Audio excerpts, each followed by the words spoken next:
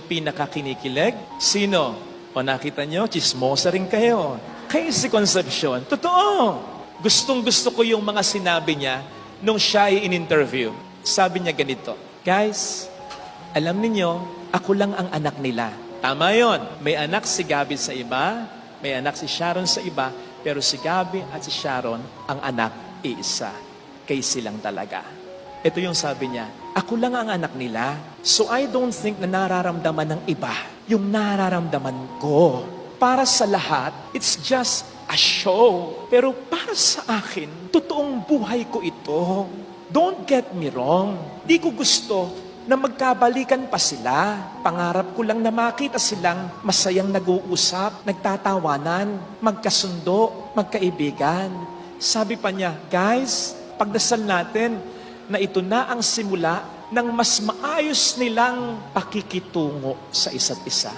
Hindi magaling sa Tagalog si Casey, pero nagulat ako, very precise ang kanyang sinabi. Yung list na hinihiling niya kay Gabby at kay Sharon, pinagpe-pray niya. Hindi na isang maayos na relasyon, maayos na lang na pakikitungo sa isa't isa ni Gabby at ni Sharon. Sabi pa niya, nagpapasalamat siya sa mga supporters nila, sa mga supporters ng kanilang pamilya. Pamilyang pupwedeng hindi should have been family, but a blended family composed of individuals who have learned to forgive and enjoy each other. Diba? Sigurado ko minsan nasabi na ni Sharon kay Casey, napatawad ko na si Gabby.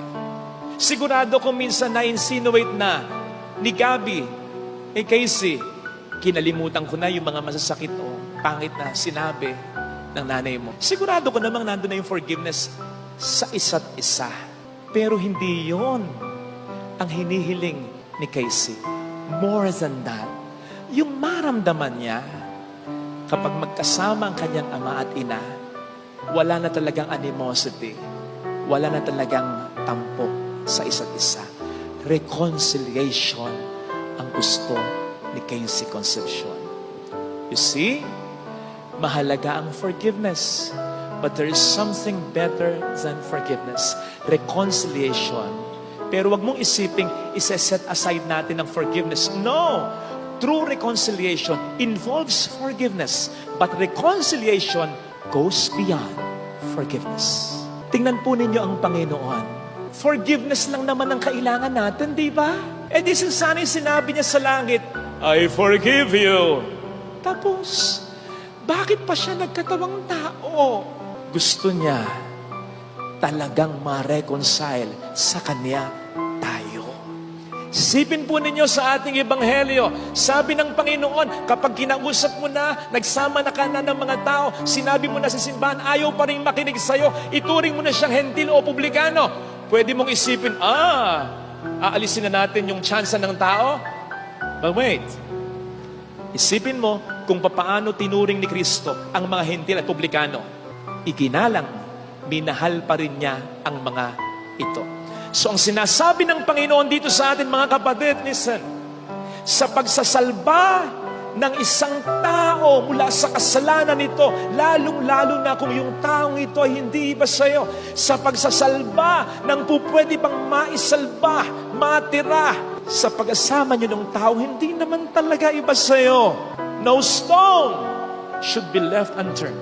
Lahat ng gagawin at dapat gawin, gawin mo para dito. Sipin po ninyo, ang sabi sa Ebanghelyo, kapag may sama ka ng loob, nasaktan ka ng kapatid mo, puntahan mo, may kapartner yan. Ano kapartner yan? Kapag nag-aalay ka at naisip mo, may nasaktan kang kapwa mo, iwanan mo yung alay mo at puntahan mo. Ibig sabihin, ikaw man ang nakasakit o ikaw man ang nasaktan, either way, lahat gawin mo for reconciliation. Lalo-lalo na kapag yung tao ay hindi iba sa'yo. Yes. Yes. Mahirap ito. Mahirap. Yun lang magpatawad ka, mahirap na. Yun lang magpatawad ka, maiyak ka na. Pero naisip niyo po ba, sino lang ang naiiyak kapag nagpapatawad? ikaw lang na nagpapatawad. Ikaw lang ang naiiyak. Pero naisip mo ba, pagdating sa reconciliation, yung sa kabila ng lahat, naging magkaibigan pa rin kayo ng asawa mo? Yung sa kabila ng lahat, nagkasundo pa rin kayo ng kapatid mo? Yung sa kabila ng lahat, inalagaan mo pa rin ang magulang mong matindi ang pagkukulang sa'yo? Yung sa kabila ng lahat, tinanggap mo pa rin yung anak mong lumapastangan sa'yo? When it comes to reconciliation ninyong dalawa, sinong naiyak? Ikaw lang ba? Hindi. Siya lang ba at ikaw? Hindi lang din. Buong pamilya, yung nakakaalam ng away ninyong dalawa. Kapatid, sa inyong bahay, sa inyong mga kapitbahay, umisip ka, pag mayroong dalawang tao dyan na hindi mo kaano-anong alam mong matindi ang alitan, the moment na magkasalubong yan at nagyakapan, with all sincerity, kusang papatak ang luha mo, maniwala ka. Hindi mo pa kaano-ano yan. Mga magulang mo pa kaya, na alam mong antindi ng galit sa isa't isa, pero biglang nagkasundo, ang mga anak mo pa kaya. Akala mo hindi na magkakasundo. Nagkasundo! Kapatid, ako, naranasan ko, nagkasal ako. Yung nanay at tatay ng kinasal ko, alam kong matindi ang galit sa isa't isa, hiwalay na. Pero yung hinahatid nila magkatabi, hindi naman magkaakbay, hindi naman magkaakay. Yung anak nila, yung magulang niyang hiwalay, lumalakad sa aisle, sandali lang yun, umiiyak yung magulang nakakilala ko, nagpa-picture, yung mga anak niya, alam niya, yung bunso at yung panganay, may galit sa isa't isa. Pero picture taking lang, nandun yung bunso, nandun sa kabilang dulo yung panganay, naiiyak na yung kilala kong nanay. Picture taking lang yon. Paglakad lang sa aisle yun, sandali lang yun. How much more? How much more? Kung alam mong okay na. Kapatid, mahirap ang magpatawad. But you can go beyond that. Minsan yung pagpapatawad natin, out of selfishness na lang din. Pinatawad ko. Hanggang doon lang? Akala ko ba, para sa iyong pamilya, gagawin mo ang lahat? Ito na yun. Kahit hindi ikaw ang may kasalanan, kahit siyang may atraso, yung makita ng mga mahal mo, gumagawa ka pa rin ng paraan kahit papaano, na maisalba kung ano ang natitira sa inyo. Kapatid, sinasabi ko sa iyo, mas lulutang ang pagiging mabuting magulang mo. Mas lulutang yung pagiging mabuting anak mo. At sa loob-loob ng mahal mo, sasabihin niya, ginawa mo ang lahat talaga. Kasi pwede mo nang hindi patawarin talaga at pakisamahan. Pero pinakisamahan mo pa rin, hindi para sa iyo, kundi para na sa kanila. Kapatid, meron ka pang ibibigay aside from patawad. Kasi base sa ating karanasan, ang tawad, may kinakaltas ka lang naman eh.